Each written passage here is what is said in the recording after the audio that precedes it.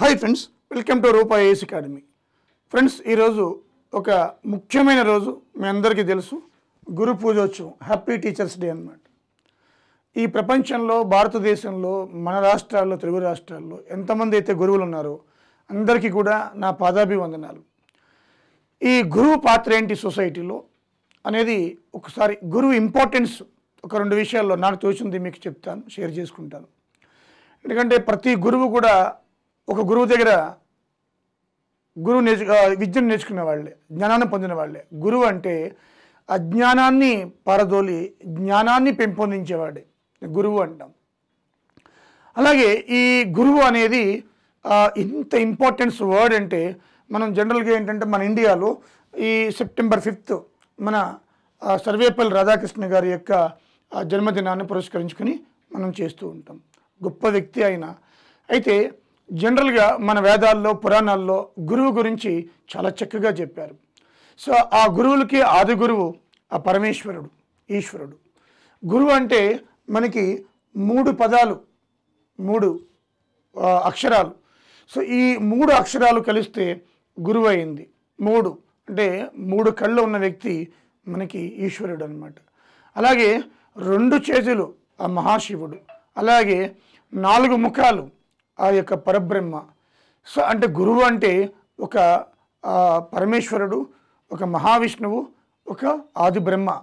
అంటే వీళ్ళ ముగ్గురు కలుస్తున్న మొత్తం ముగ్గురు కలిస్తేనే గురువు అనే పదం వస్తుంది మనకి అనమాట. సో అంత గొప్ప విశిష్టత ఏది ఉందంటే అంటే చాతుర్ముఖ బ్రహ్మ అంటాం, కానీ కనిపించేది ఒకే ముఖమే మనకి. సో అలాగే 2 చేతులు కనిపిస్తాయి, అలాగే మనకి 3 కళ్ళు కనిపిస్తాయి. సో ఈ 1, 2, 3 3 పదాలే ఈ గురువు అన్నమాట. అంత గొప్ప విశిష్టత ఉంది మన పురాణాల్లో, వేదాల్లో, శాస్త్రాల్లో. అలాగే ఈ గురువులకు చూస్తే మనకి అప్పట్లో దేవతలు, రాక్షసులు. దేవతల గురువు బృహస్పతి, అలాగే రాక్షసుల గురువు శుక్రాచార్యుడు అన్నమాట.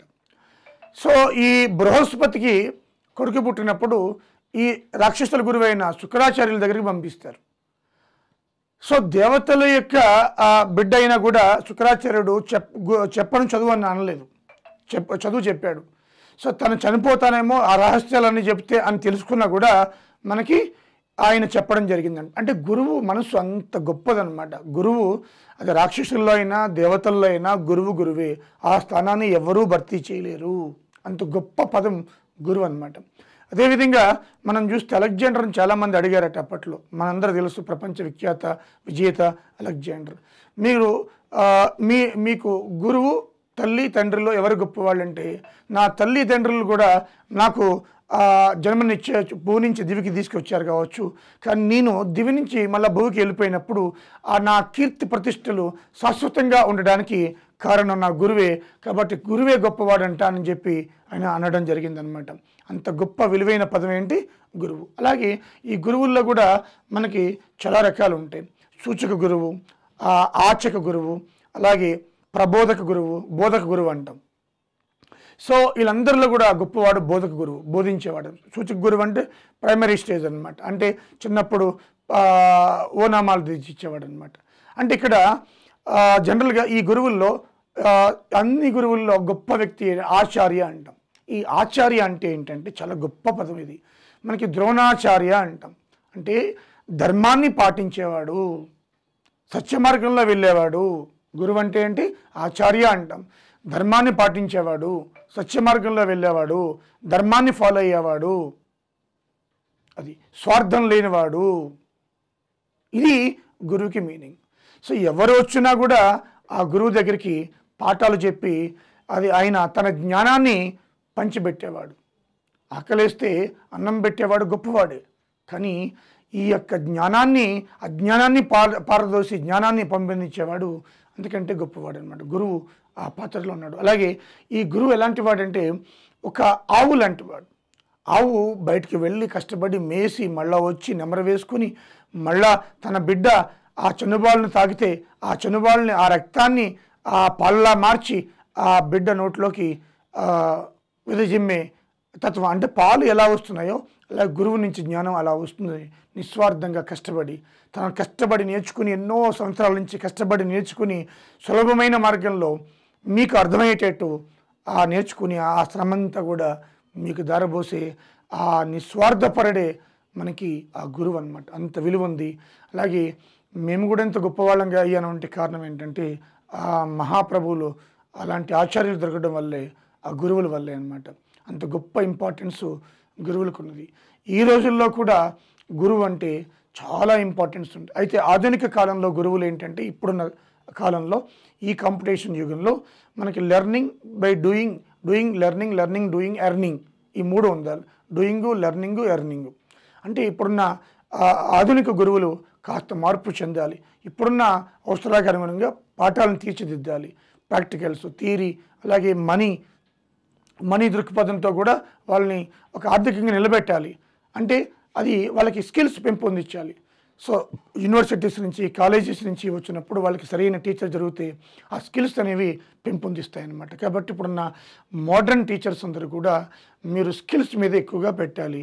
వాళ్ళ ఆ కాలేజెస్ నుంచి, యూనివర్సిటీస్ నుంచి బయటకు వచ్చినప్పుడు స్వయంగా బ్రతకగలగాలి. అలాంటి స్కిల్స్ మీరు పెంపొందించుకోవాలి, పిల్లలకు కూడా చెప్పాలి. సో అదేవిధంగా ఈ గురువు అనే వ్యక్తి నిస్వార్థపరుడు, ప్రపంచ జ్యోతిని వెలిగిస్తాడనమాట. అంటే ఒక గురువు సరిగా లేకపోతే ఆ క్లాస్ మొత్తం చెడిపోతుంది. ఒక పైలట్ సరిగా లేకపోతే ప్రయాణం చేసే ఆ ఫ్లైట్లో ఉన్న వాళ్ళందరూ కూడా ప్రమాదంలో పెడతారు. ఒక ట్రైన్ డ్రైవరు, లోక పైలట్ అంటాం, సరిగా లేకపోతే ఆ ట్రైన్ వాళ్ళందరూ కూడా ఇబ్బంది పెడతారు. అయితే ఇక్కడ గురువు లేకపోతే మొత్తం సమాజమే ఇబ్బంది పడుతుంది. అంత గొప్ప పాత్ర ఈ గురువు పోషిస్తున్నాడు.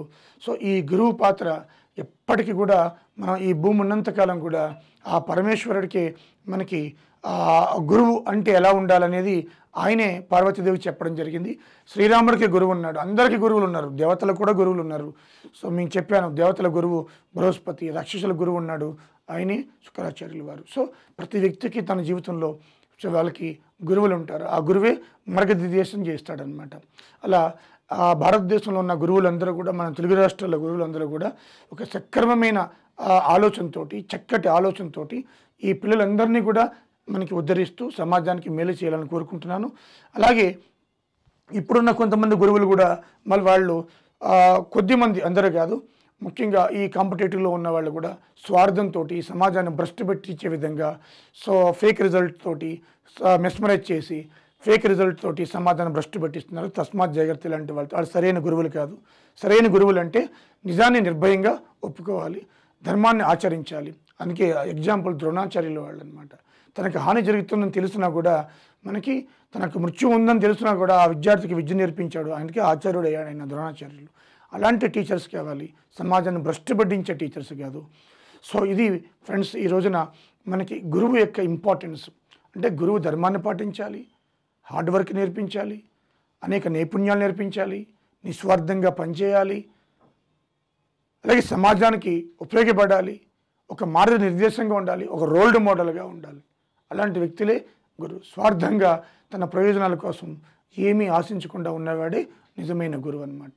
అందరూ కూడా ఈ గురు పూజోత్సవం రోజున, ఈ టీచర్స్ డే రోజున ప్రతి టీచరు కూడా క్లాస్ రూమ్లో, కాలేజెస్లో, యూనివర్సిటీస్లో చక్కగా బోధించి ఈ సమాజానికి, దేశానికి వెన్నెముకగా నిలవాలని కోరుతూ, so wish you happy teachers day.